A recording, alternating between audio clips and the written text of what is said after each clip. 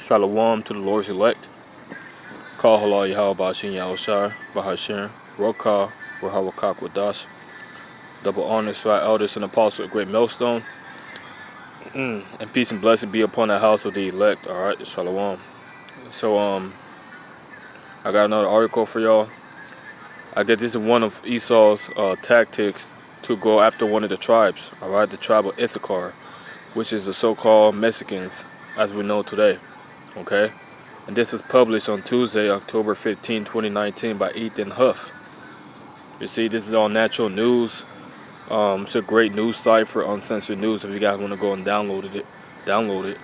Alright, but it says, pushback, 600,000 Mexicans erupt in massive public march to stop abortion, genocide, LGBT indoctrination, assault on their children. Alright?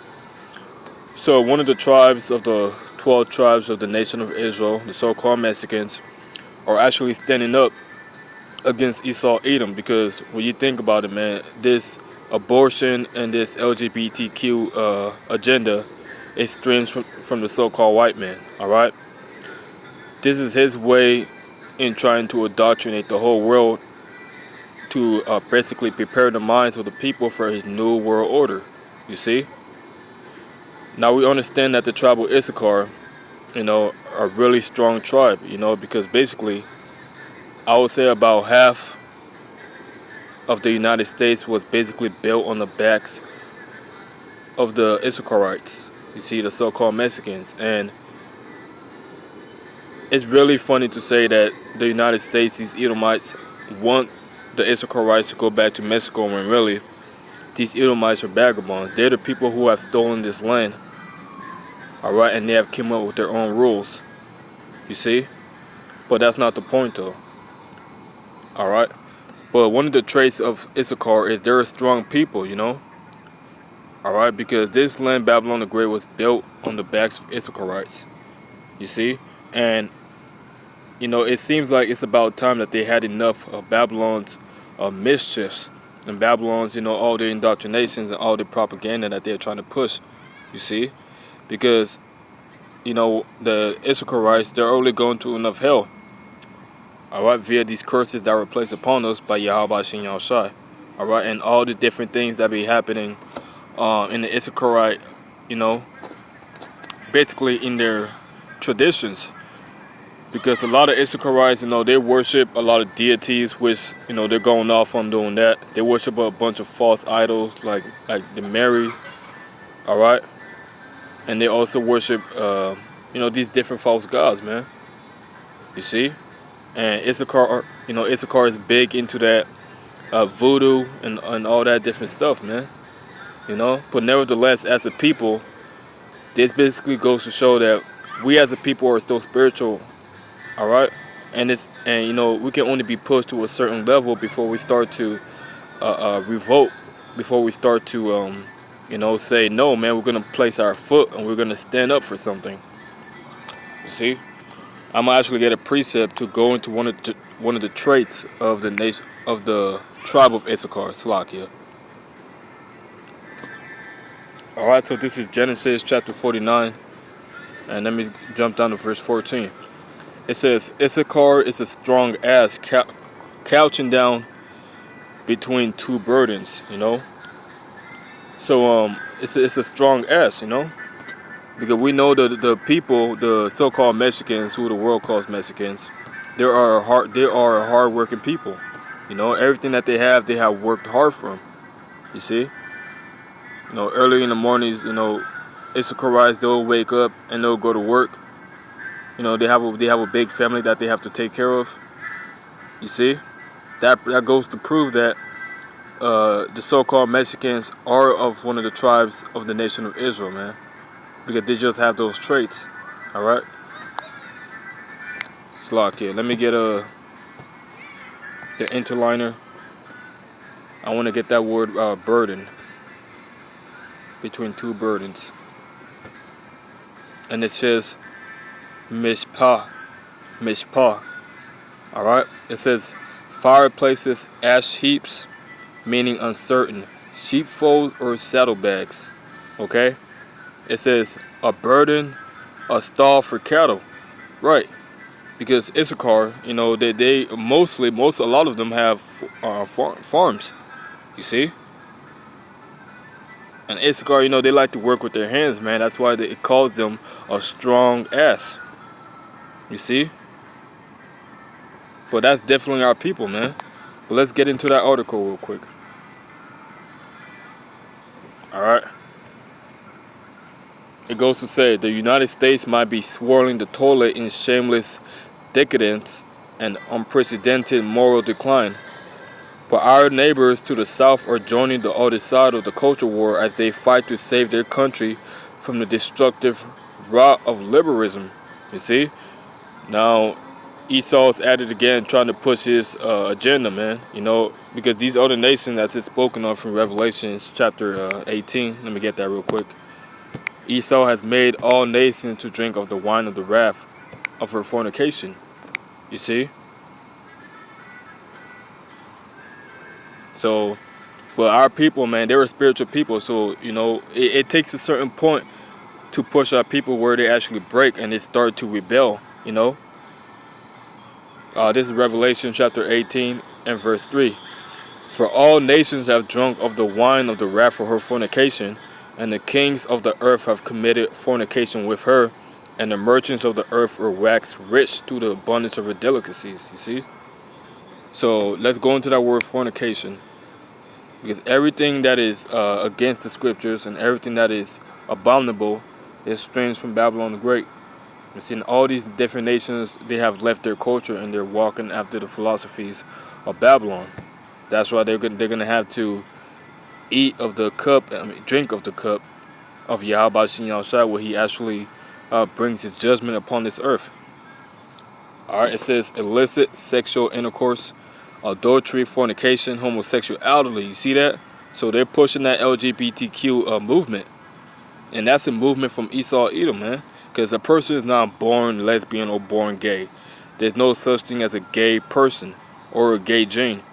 In the beginning, Yahweh made man and woman to procreate. Alright? He said, be fruitful and multiply. So if you have two men, you know, lying with one another, that does not bring forth life. That brings forth death and destruction. You know? But that's the agenda that Esau is trying to push, because really, the so-called white man, he's a faggot in nature. When you go to Hebrews chapter 12, Slakia, man, these scriptures are just rolling. When you go to Hebrews chapter 12, alright, it says, verse 16, lest there be any fornicator or profane person as Esau, who for one morsel of meat sold his birthright. You see? Lest there be any fornicator, so outside of the temple. You see, so Esau, his spirit is not upright in him. You know? That's why this man can't do anything right. And it says pornos. You see? This man can't do anything right. Everything that he does is against the law, statutes, and commandments of Yahweh Shin Yahushua.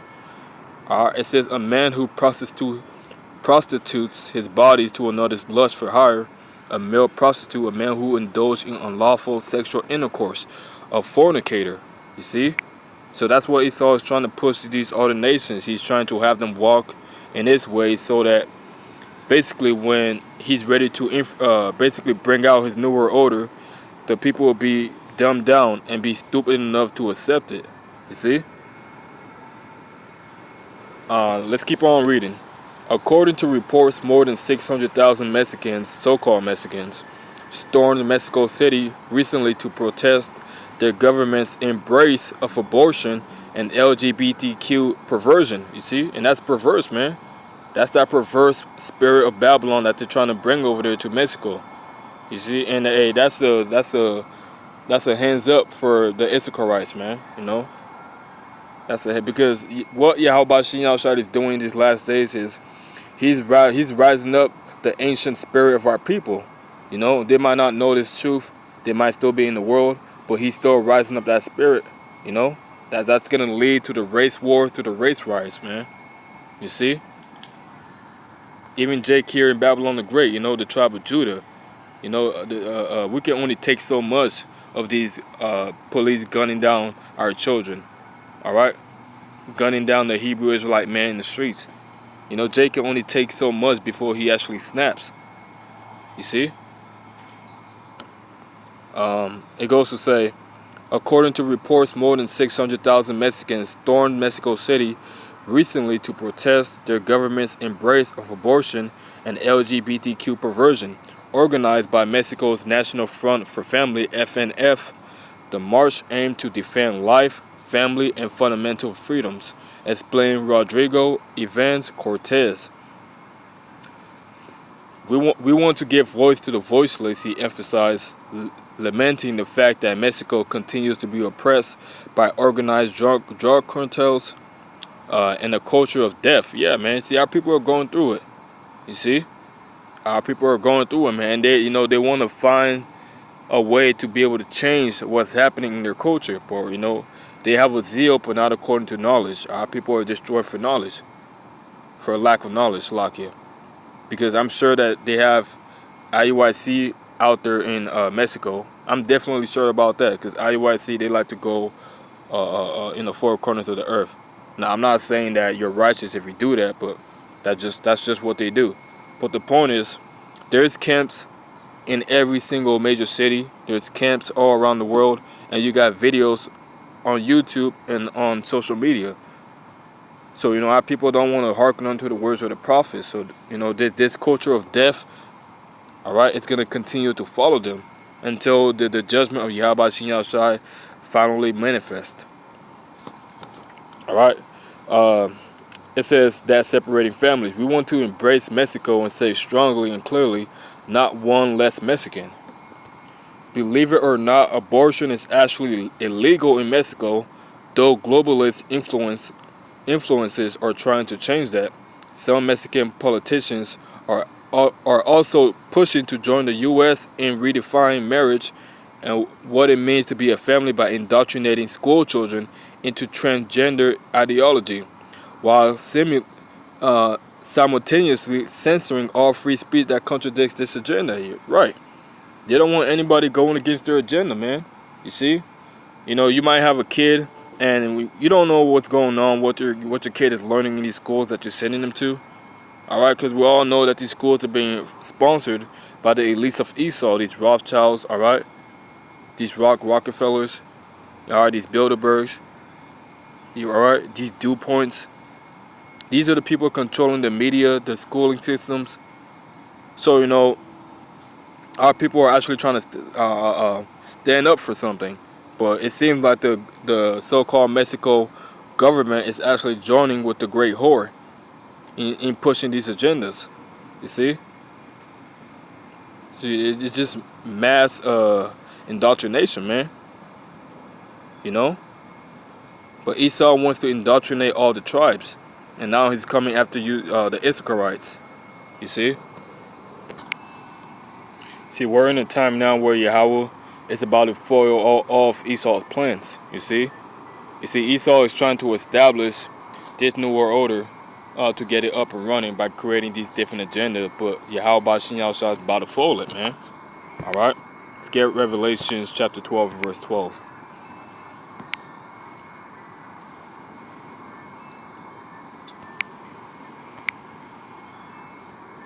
Alright, it says, therefore rejoice ye heavens. Who are the heavens? The Hebrew Israelites, man. Alright? And ye that dwell in them. Woe to the inhabitants of the earth and of the sea. For the devil is come down unto you having great wrath, because he knows that he has but a short time. Right. Alright, he knows he has but a short time. That's why he has to continue to push out these agendas. It seems like every single day there's something new on the news. It seems like there's always something going on, whether that be a mass shooting, alright, on one of Esau's ridiculous agendas that he's trying to push. But that's all about to be foiled, man. That's all about to be foiled by Yahweh Shai, Hey, this man is not going to be able to sit back and enjoy his new world order. Because Yahweh Shai, we're in a time now where the kingdom of heaven is right at the door, And the kingdom of heaven is about to be established. And this man of sin, the man of perdition, is about to be put out of power, Because right now the whole earth is out of course, man. The whole earth is out of course, and the people are rising up. All right, and this is all prophesied, man. This is all prophesied. Slakia. Let's get Matthew's.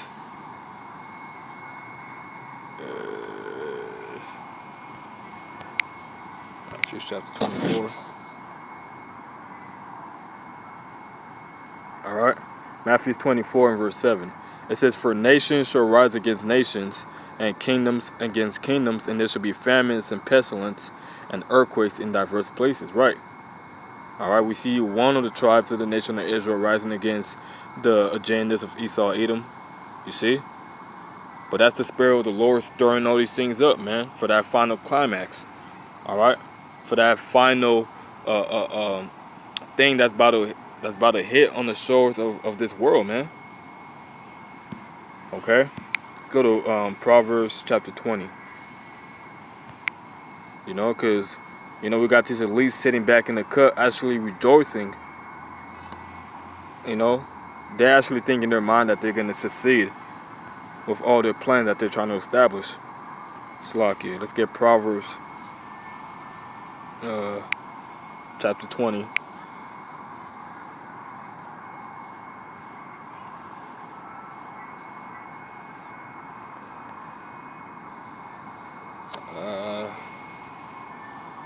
Hold on one second. Alright, this is Job 5 and 12. It says, "He disappointeth the devices of the crafty." Who are the crafty? Esau, Edom. Okay? Pursuant to Psalms 83. Alright? Because Esau, Edom, he's trying to push all these agendas. He's trying to keep Jake going off. Alright? And you know, our people are actually rising up slowly but surely.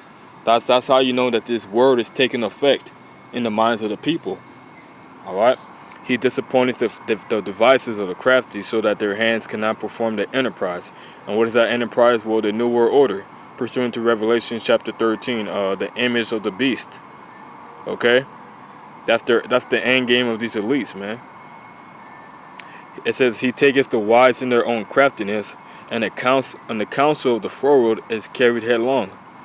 They meet with darkness in the daytime, and grope in the noonday as in the night. But he saveth the poor from the sword, from their mouth, and from the hand of the mighty. So the poor has hope, and iniquity stoppeth her mouth." Alright? So the Lord is about to shut all this shit down, man. You know? You know, the party's over, man. The Lord's about to shut all this shit down by the hands of his people, Israel, man. You know? Let's get Ezekiel.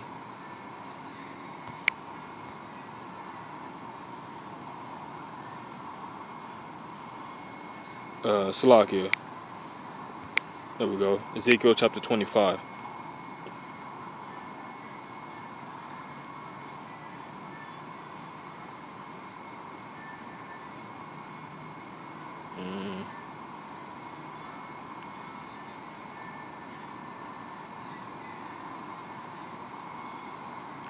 Let me start at verse. Actually, let me get to the point. Alright, this is Ezekiel chapter 25 and verse 14.